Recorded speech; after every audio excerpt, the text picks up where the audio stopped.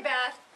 Okay, well the saddle fitters were here yesterday, and because it was someone other than me, yes, he did some ear pinning when they were fitting some, tossing on some other saddles. I have not messed with them since, so let's just see where the attitude is. I'm just going to bring the blanket over, like the pad over like I normally do, and we'll deal with it. It is really common for a horse when they go back to their environment that they left to go back to sometimes behaviors that they were familiar with back in that same environment. So don't get discouraged if he goes back to pinning his ears in the stalls and things like that. You know what to do. Just go in with a dressage whip or something and just, make him go back in the back of the stall until he changes his attitude. Don't let him turn around and turn his butt towards you. If he looks like he's going to do that, put the crop towards his butt and make him turn back around. But hopefully everything will be fine. So let me grab a pad. And again, we don't sneak around him anymore. No sneaking. Everything's direct. Everything's confident. Don't let him sniff it. He doesn't need to sniff it. He knows what it is. And if he pins his ears when you do this, just go back. Just do this.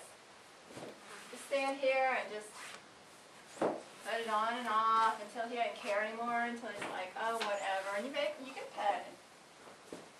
He's looking and chewing now. So I'll just leave the pad up there. Go for the saddle. Again, I'm not going to let him smell it. I don't care about sniffing. You probably put the saddle on a little different than I do, so I'll put the stirrup over the saddle horn and lift it on there like you probably would.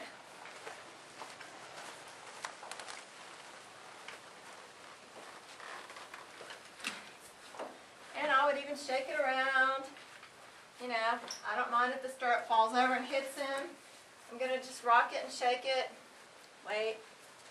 Licking and chewing. Maybe while I'm rocking it and shaking it, I'll pet him.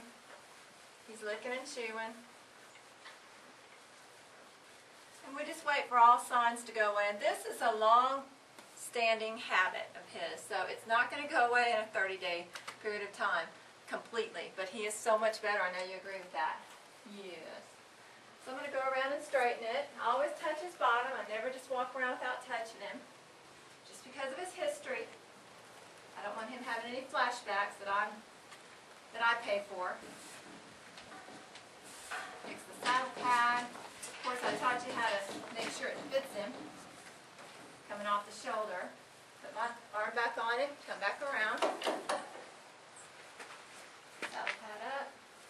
If I get a reaction anywhere along the way, I'm going to continue rocking the saddle until I don't have a reaction.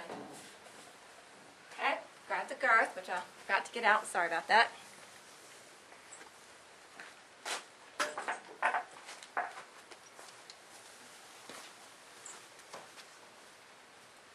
My hand here, go around.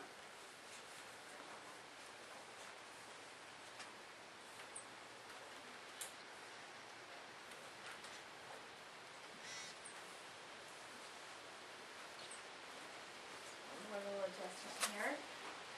I always like the seam of the pad to match the seam of the saddle back here. We have a little attitude. So I'll rock the saddle around. And lots of messing around. If you don't even ride him, do this a lot. Saddle him, mess with him, be direct, no sneaking. No matter what he does, don't let him get you to react. You continue to do what you were doing. Don't pause, don't stop, don't react. If you do, he'll just know, oh, that worked.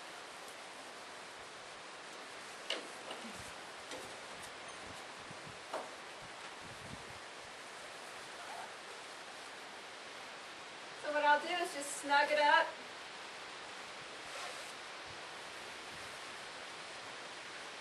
I won't tighten it all the way. I'll just snug it up to a point where I don't think it will slip. I like to rub him a lot in between, just to keep his mind off of anything negative in the past.